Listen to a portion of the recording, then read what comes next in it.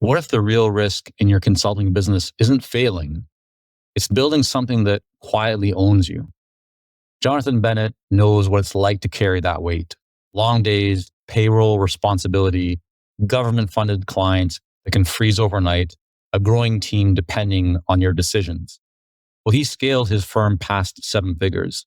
He built a team of 13 and he created productized services that ran without him in the room. But along the way, he faced hiring mistakes that cost him, painful layoffs during a funding shutdown, and the sobering realization that security is often an illusion, whether you're in corporate or on your own. In this episode, you're going to discover how to stress test your consulting firm before it breaks, how to scale without overexposing yourself to risk, and how to structure an exit that protects both your finances and your identity. If you're carrying the pressure of growth and wondering how exposed you really are, this conversation will force you to think differently about stability, control, and what you're actually building. Enjoy.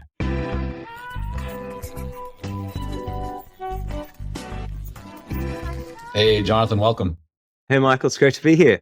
Yeah, excited to have this conversation with you today. I enjoyed our previous conversation, so this is going to be, I think, a lot of fun. And where I thought we could start off was going back to the beginning, and the moment that you decided to start your previous company at Day.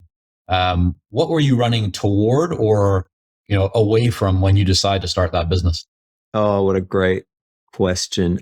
There was both of those forces were in play for sure. So I was on the senior team of a really large regional hospital. I was the head of chief communications officer and director of planning. I had a whole bunch of things under my portfolio at various points. And it had been an amazing experience. I sort of like to describe it as 3 free MBAs. We built a new hospital while I was there. So there was this massive capital project. And there was a lot of government relations, a lot of really complex media and communications stuff. But I got sort of increasingly dragged into operations. And so I learned just so much.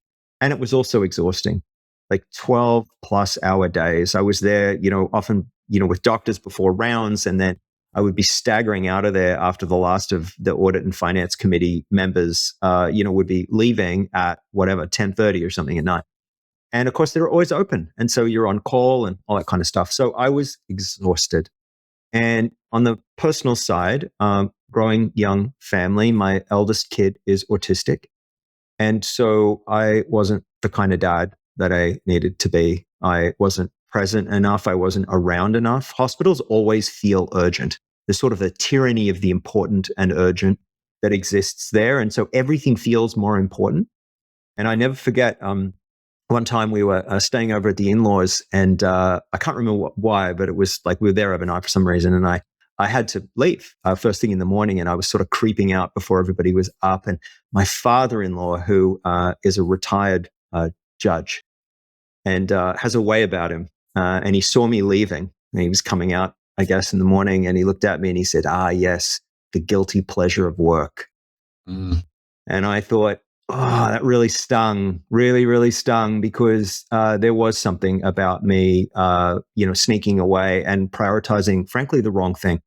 So I had been overwhelmed, pretty exhausted. And on the plus side, I wanted to design something that was for me and something that was an expression of the things that I really cared about. And I felt that the consultants that I had worked with, both in healthcare and also previously in community-based health and social services and other nonprofit, really hadn't served the organizations that I had been an executive and been working inside of very well. It was off the side of their desk. They didn't have any subject matter expertise. They'd never really worked inside nonprofits. And so at the time, anyway, I felt it was a very underserved sector. And I really thought it needed a consultant that could do that kind of work. So I quit. Everybody thought I was mad, but I quit and hung out a shingle under the vague, auspices of how hard could this be? So before we move forward in that conversation, I want to go back to, that realization or that moment when everything kind of crashed together. You decided that you wouldn't continue the way that you had been going for for so long. Whether somebody right now is in a similar position, meaning they work in an organization, they're looking to strike out on their own, but also, frankly, somebody who's running their own consulting business, but maybe things aren't going the way that they would really like them to go. You at that moment, I would imagine one of the factors, and correct me if I'm wrong on this, is you have a stable income, air quotes, stable income. We all have heard stories about how things like that aren't that stable in some cases, but you had what a lot of people would feel is quite stable, and with a young family, there's some risk involved in making that leap. What was the thought process? How did you work through? How do you kind of come to terms, or just decide this is the time I need to do it? I was on that senior team for 6, 7 years, and every single person I served with got fired except me, and that's because I quit. And I was not special. My number would have come up eventually. And I think that there's a kind of myth of security in many, many corporate roles, notwithstanding the current financial set of global sort of circumstances that we're currently in. I think just in general, there's this sort of myth that somehow you're safe with a corporate job. I don't believe it at all. I've never felt safer. So I went out on my own more than 15 years ago. I have paid myself every 2 weeks ever since.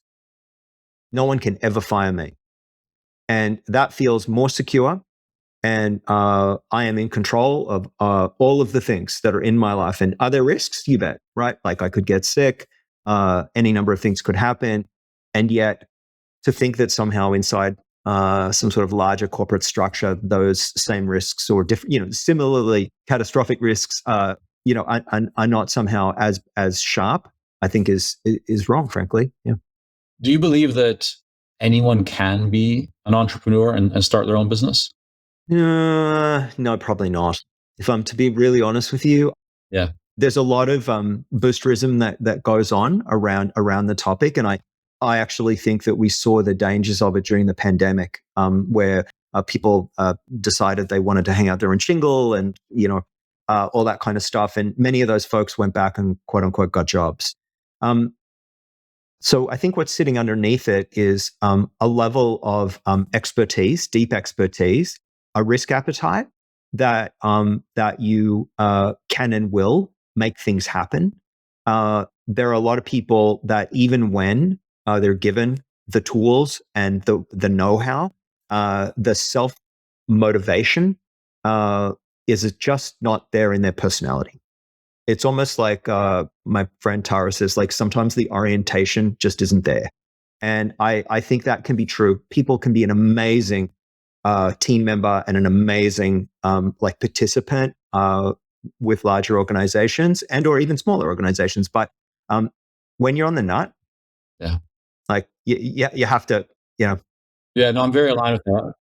For sure. To say, like, I believe that potentially anyone can become an entrepreneur, but not everyone really wants to or is prepared to do what is necessary to be successful. And your earlier point about stability. I mean, that's been my experience. I mean, I've never really had a quote unquote job. I've worked in some different organizations, but I've always, even from the time I left high school, went to university or college at that time first, had businesses going on, and I've just always found that there really is so much more security in having a business, as long as, and this kind of comes to what we're both referring to, as long as you're prepared to put in the work and to not give up and to figure things out, then you become the master of your own destiny.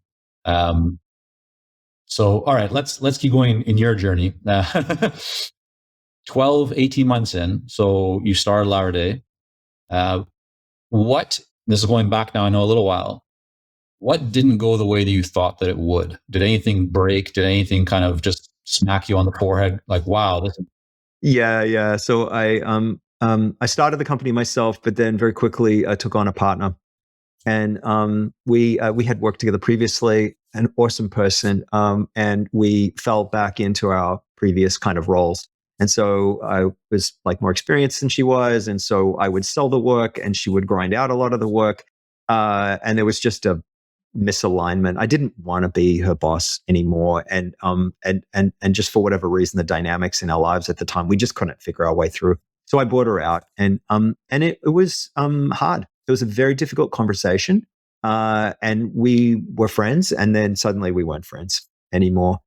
We've subsequently reconnected. We're no longer friends, but we're also not, like, we've healed, but it's sad. What would you have done differently? Like, knowing what you know now and have gone through that, and I can certainly speak to this because many people know my co-founder at Consulting Success, and even in several other businesses in the past has been my cousin, or is my cousin Sam, and so we've navigated many of these types of conversations, challenges, and work through them. So I can certainly share some of the things that we've done, but I'm very interested to know, what would you have done differently, just having kind of gone through that experience?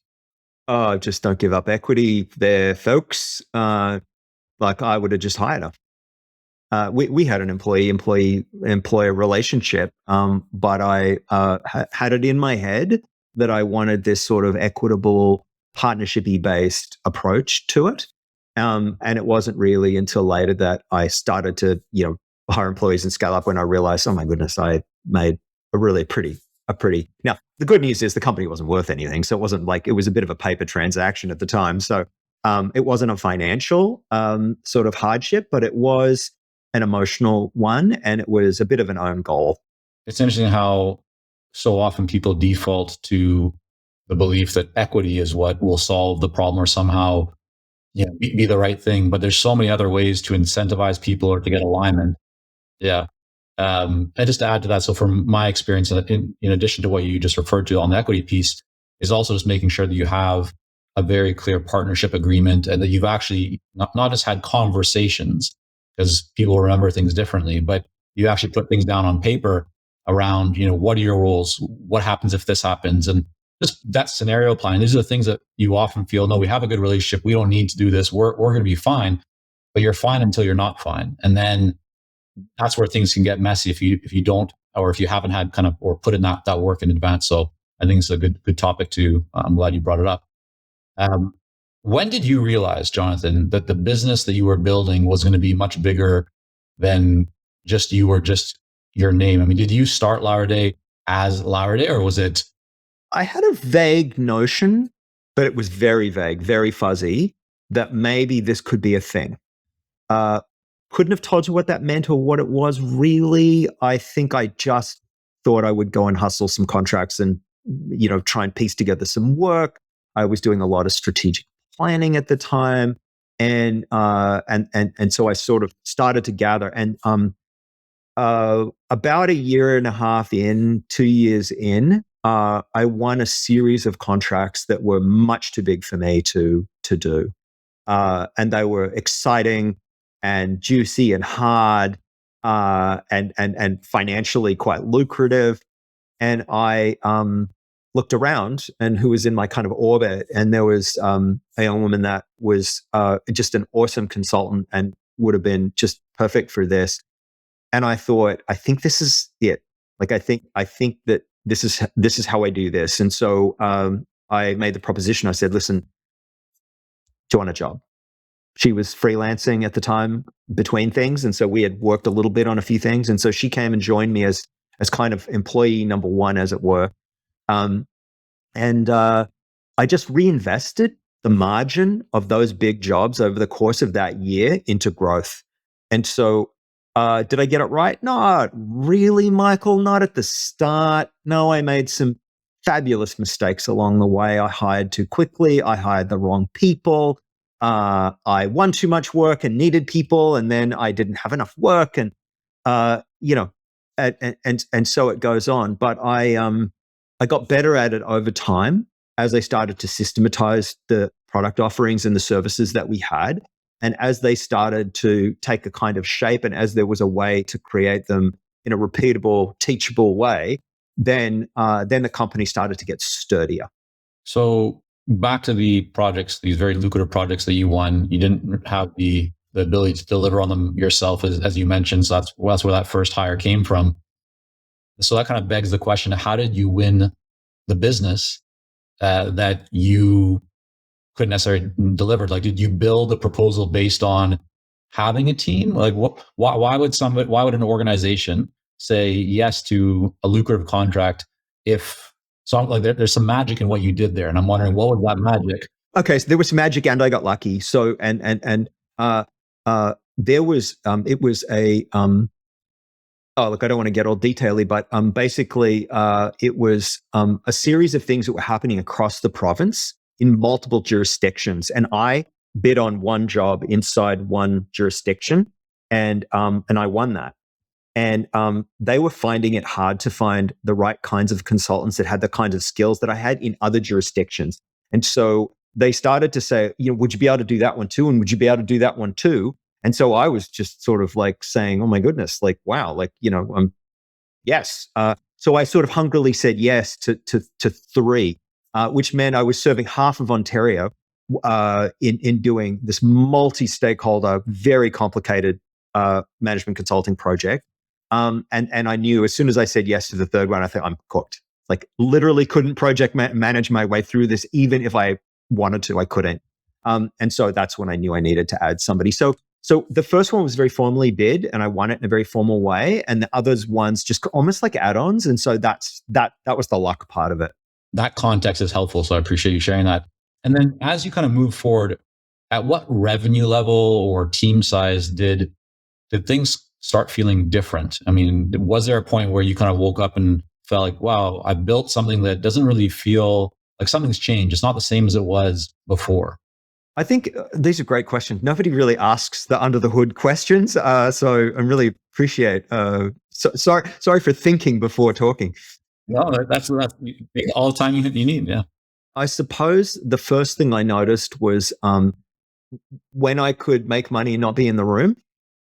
That was the first thing that happened. I taught people to do what I did, and then could either sell the work with them and sort of do a bit of a handoff, or I could then teach them how to sell it. And so as the company grew in the first 3 or 4 years, I remember quite distinctly like giving high fives to people that had gone, bid on something, pitched it, won it, delivered it, and like I had nothing I didn't even know the client. And that was the first sort of like sense that, oh yeah, this thing is starting to scale a bit. It's starting to get some lift. And then of course, the margin starts to elevate on all of that. I should, just for people listening in who understand this stuff, I did have an employee base. I didn't use subcontractors. So we had a few, but like by and large, I had employees. And one of the things that we were trying to build, we were a B Corp. Lauderdale, it still is a B Corp. And so we really had an employee-based culture, a very team-based culture, lots of cross-training. Everybody knew how to do lots of everything at the time. And so it was quite sturdy, even though we weren't super big. Well, what did the company get to in terms of peak employee count? How many people were there? Well, right before I sold it, there were 13. We're sort of like over 1 million. And we had a building, like we bought a building along the way. And so, like there was like a good amount of activity. It was too big that I couldn't get my arms around it anymore. I didn't really like, and we built out a couple of different, products basically at that point. We did middle management training, as well as some strategy related work. And it's continued to evolve after, I sold it more than 4 years ago now. So. Right. You mentioned, Jonathan, earlier about, early on, you made some mistakes or lessons learned around hiring people or firing people, or which projects to take on, what not to take on, like just that whole balance of, HR and capacity delivery. If you were to try and kind of summarize that, what were the few things that stand out to you, maybe one or two things that really feel like doing this made a significant difference? And like, was it productizing offers? Was it a certain approach to hiring that really helped? What kind of stands out as some of the really most impactful decisions or shifts you made? Productizing offers was probably the strongest thing that we did in terms of creating predictable revenue and allowing allowing the ability for more than just me and or the next person, like to be able to deliver it. So for sure that. And what did that look like? Can you just walk us through like what was the offer before, and then what did it look like when it was productized? Oh, well, we just sort of refined a way of doing strategic planning for nonprofits that had a very, it felt bespoke to our clients. Sorry if any clients are listening to this, but actually we delivered pretty much the same thing every single time. And so, like right down to the consultants would make the same jokes as I would make. Like we'd scripted basically everything at every step of the way. So you didn't need a very outsized level of expertise to be able to do a lot of the mechanics of it. Now, we had some key people that were delivering the hardest parts of it, which is usually with the board of directors, but mostly we could teach people how to deliver it. So that was important. The second thing we did is we created a middle management training program. And I have a very good friend, actually, she's in Vancouver, who delivers one quite similar. And she came and she taught us how to do hers. And then we just took it and evolved it over time and created our own version of it. And so that was also like a very productized delivery, very successful. And that's the key service now that they deliver. They're really not doing much strategy work anymore as we had done back then. So it's interesting to see how companies like completely evolve. Like just to answer the other part, thinking that I could train pretty much anybody that was smart enough to do the stuff, bad mistake. Not following formal HR processes and hiring people that I just ran into in the community that seemed really cool and that I was pretty sure would be great, bad. I really became a fan of more formal human resources systems, as I'd been very familiar with earlier in my career. Obviously in a hospital, the union, we had 4 unions, right? So it's not like, I didn't understand how to do it. I just thought I was special and somehow I could pick them. And guess what? No, I couldn't. I had as many hits as I had misses, and the hits were great, but the misses were really hard as well. I kind of blew up a few quasi friendships, and because I had to let people go. We didn't have enough work, and or they just actually weren't that good. Can you just go a little bit deeper on that? Like, what's an example of maybe something that you overlooked or just bypassed because you kept it a little bit more free flowing as opposed to actually staying, more regimented with an HR process? I think when you're more removed and you're sitting back and you've got a scoring matrix and there's 2 or 3 people around a table and you're listening to the answers and you've really thought about what this person is going to do, how they're going to be great at their job when they come in, and you're not making a single decision that's sort of a handshake over a coffee. When you're doing that, your colleagues will see different things than you will. And through a sort of shared collaboration, you can make a better decision. And then also, more importantly, the collective ownership of that hire is a bit more dispersed. So it's not all on you. Like when you hire somebody, you're putting your hand out and they're shaking your hand, and that is a kind of bind that happens. And when you're the owner, everything is on you. And when I learned to allow my colleagues to have a piece of that, then the loyalty was more dispersed, and the accountability was more dispersed. And so it just worked better. And we frankly picked better employees as things went on, because we had, frankly, appropriate and fairer human resources practices and recruitment practices. If you're a consulting business owner and you feel like your business has hit a ceiling, this is your invitation to break through it. Imagine this: 3 transformative days in beautiful San Diego, surrounded by high-performing consultants, trusted mentors, and a tight-knit mastermind community, all focused entirely on helping you scale with clarity, grow with confidence, and run your business with far less stress. From April 30th to May 2nd, 2026, you're invited to the Consulting Success Mastermind, an intimate, results-driven experience carefully crafted for consultants who are serious about growth. Over 3 days, you'll dive into hands-on workshops that help you refine your positioning, pricing, and pipeline. Personalized coaching sessions where you'll get direct feedback from world-class mentors. Strategic roundtables with 6- and 7-figure consultants. High-value networking that leads to partnerships, referrals, and lifelong relationships. You'll walk away with clarity in your strategy, actionable next steps, and a community of people who genuinely want to see you win. Don't try to build your consulting business alone. Come build it with us. Spots are limited and selling fast. Don't wait. There are only a few seats left, and this event has sold out in the past. Secure your spot now by going to consultingsuccess.com/San Diego. That's consultingsuccess.com/San Diego. Unlock clarity, confidence, and real business momentum in San Diego this spring. Your future self will look back at this as the moment that everything accelerated. Was there a time that you kind of remember where you as leadership wanted, you were clear on the strategy, you knew what you wanted the company and the team to do, but execution just wasn't matching the level of let's say progress or reaching the milestones? Like, is that something that you encountered where, again, you were clear on the strategy, you knew what the goal was, but the team maybe wasn't able to deliver?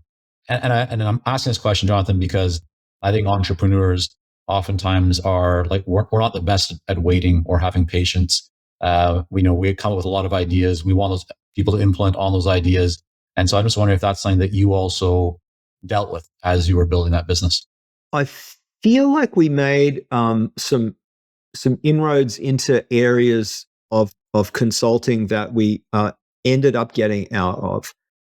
And did we burn a lot of time and energy in designing things that we then didn't repeat a lot? Yes. We did some rebrands. We did I had a background in comms, so I redesigned hospital brands and renamed things, right? And so I'm like, well, I can do that. And so we got into that. And we did some really amazing work. And I don't think we made a cent on it. The top line was great, but the bottom line was trashy because it took us way longer to do in a good way. So I think we probably were slow to get out of some things. We're always good at saying yes when we're still growing, right? We just every new win feels like a win and you're just not focused enough. And saying no is really important. And I don't think that we said no soon enough. But as we got more mature, like for example, that I was telling you about there when we were sort of doing the middle management training, we put a ton of work into deciding what it was that we wanted to invest in terms of a new product. Like it took us almost a year and we had lots of ideas. And we narrowed it, and we narrowed it, and we narrowed it. And then we decided this is why we're going to do. We did some market testing and we pre-sold some things. And then we had somebody come teach us how to do theirs. Very generous, by the way, if she's listening. And that was an incredible process that did actually work.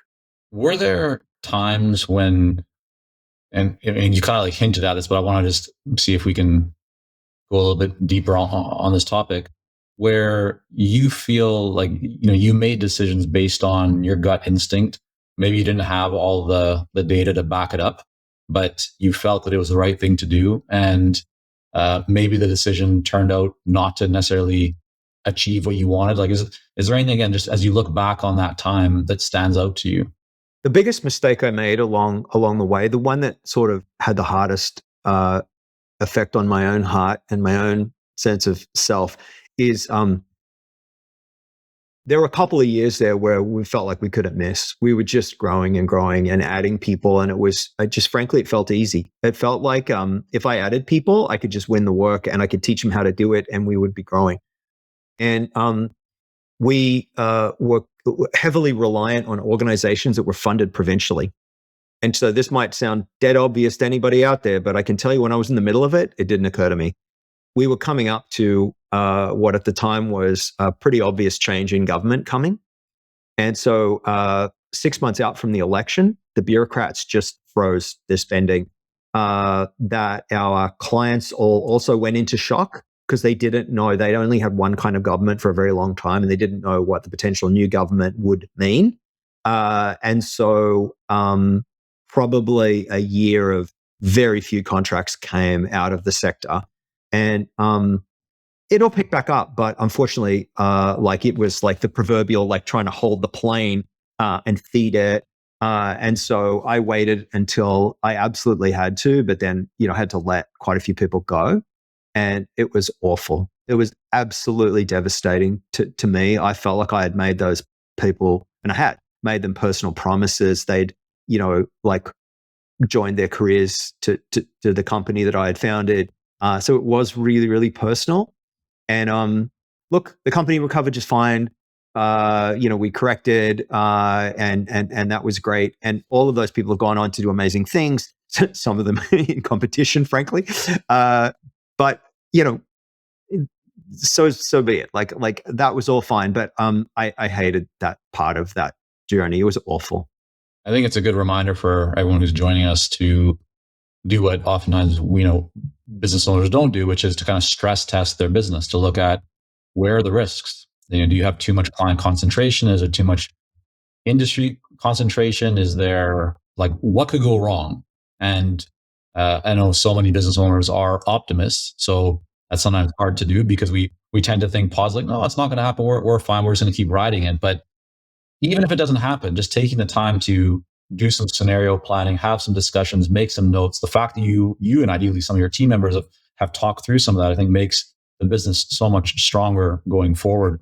As you shared, Jonathan, you sold that business, and I want to talk more about that. But leading up to it, what was the moment, or when did you realize that you were kind of questioning? And I guess I don't want to put words into your mouth, but was there a time where you started to question, what's the future? So this is before maybe you even decided to sell the business, but as you were building it, things were going well, up, down, but this is great progress being made.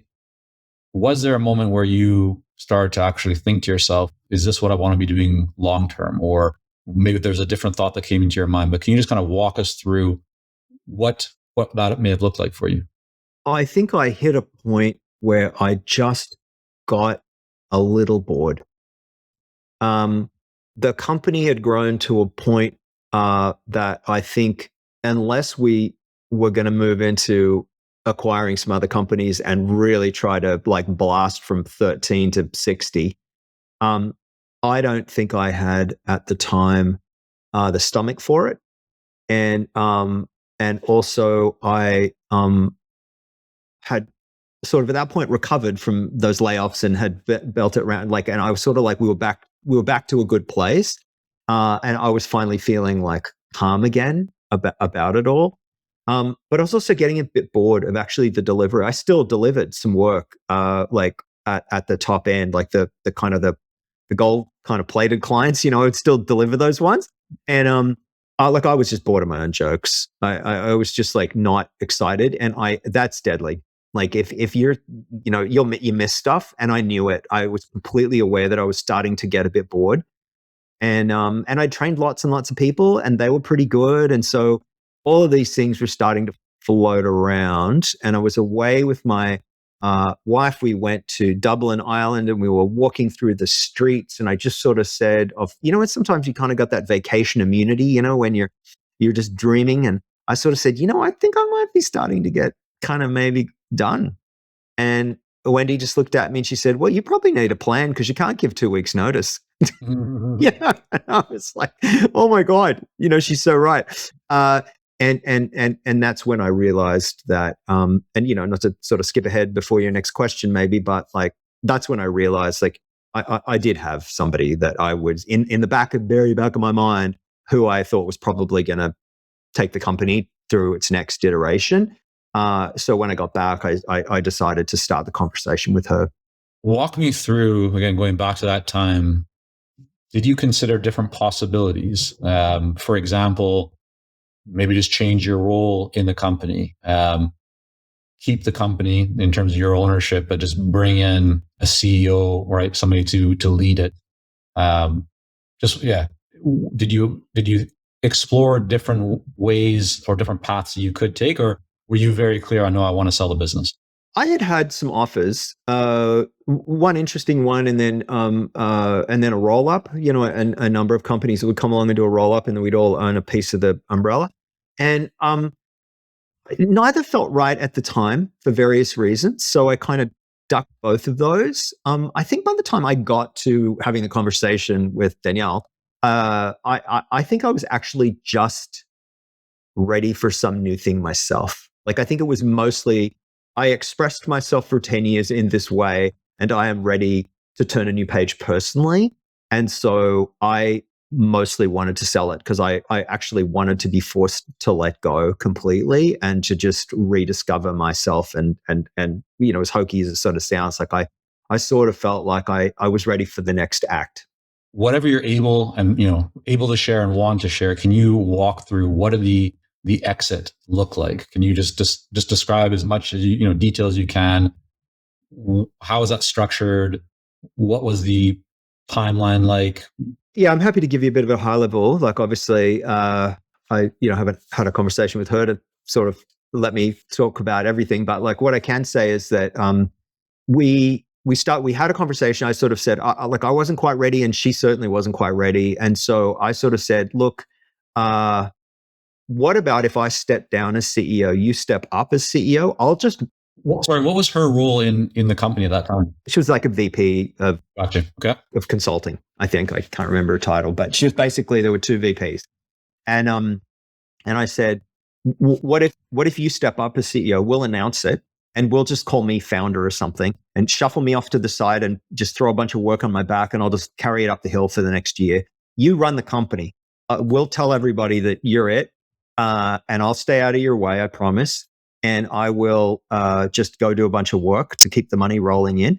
And we'll prove both that A, you want to do this, that you feel ready, and also make sure the clients aren't going to run away. So that was how we went about it. And it took, the pandemic happened. So it took about 18 months from start to finish. And then, so that was sort of like how the optics of it. It was sort of a smooth transition where I was sort of, and it was funny. Like, I don't mind telling you, Michael, the staff knew right away that we were for real, right? And 6 months in, I could barely get a meeting around the place. Like, everybody was so orientated towards her, and it was very humbling. I don't mind telling you, it was like, hi, I still own it. I still work here. But it felt like nobody was caring what I thought anymore because I was kind of yesterday's news. So, there were little signals like that told me, you know what, I think this is going to be just fine. She's an awesome leader and a really charismatic person, right? So then we just moved into kind of the sort of the transactional part of it. So it was, like a management buyout basically, and we structured it as a loan and a bunch of other things. I sold the building, so there was a bunch of moving pieces, but I owned 100% of the company, and now she owns 100% of the company, as far as I know. Okay. So just to kind of recap that first, what you initially planned 12 months became 18 months. You still had 100% control of the company, but you together decided that she would essentially assume the CEO leadership role. You still worked at the company. You were doing the work, helping with the business. 6 months or so into that, I mean, things were already going quite smooth. And then after the 18 months in that, you both came together and decided, yes, let's proceed with this. And that's when kind of the transaction began. And that transaction, without going into all the details, just really had her purchasing your shares, right? Purchasing the company from you with some terms that allowed payments to be made over a period of time that you both agreed to, with maybe some interest tacked on, whatever it was. But that worked for both of you. Yeah, it was. That's how we did it. Yeah. Was there any, again, just sharing what you're able to and comfortable sharing, was there any protection for what if payments are not able to be made, or the company runs into a hard time while you're being paid out for whatever the agreed price? Was there anything like that to kind of protect you? Yeah, I got paid right up front. Yeah. That solved that one. Another question for you on this. Oftentimes, you hear that founders that leave companies that they've created, I mean, it's like been their baby, and now they're no longer working in it. Did you have any of that, Jonathan, in terms of you wake up that day after the transaction is closed, wondering like, what do I do now? Or how did you deal with that? Did you have time to prepare? Just walk us through that experience. Well, this is one of my very favorite topics, Michael.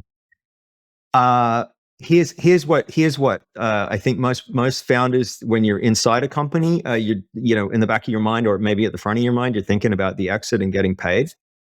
That is not the work. The lawyers and the accountants totally know, and the bankers, they figure it out. It's either going to happen or it's not going to happen, or whatever the thing. It's fine. It's the emotional grieving work that it has been a sense of your identity. It's been a sense of your own self-expression. And now you're handing that over to somebody else, to something else, to whatever's happening, whether it's private equity or whether it's like, you're an employee buyout or whatever it's going on. You have some emotional labor to do, and it takes way longer than you think it's going to. And I feel like I was pretty attuned to it, and it was still way bigger than I had imagined. And I distracted myself at the start by starting something new. I started a new company, and with a different set of criteria around how I wanted to run my life going forward. But I mourned it. I had because of course she changed it, and as she should, and she's done incredible, cool things with it. And but none of those were the things that I had in mind for it. And so you're not just selling it; you're selling the control, and that's a hard thing to just walk away from when it's been really like an act of self-expression. With reflection on that whole experience, is there anything that you would have done differently? I consider myself very lucky. The ability to sell a consulting company, a small one, is very hard. And I think the fact that I was able to do it, as emotionally, dense as that period of time was in my life, who cares? Like I think I was very, very fortunate, and to have found somebody that could carry it on in the spirit that I had founded it in and take it to new and different places.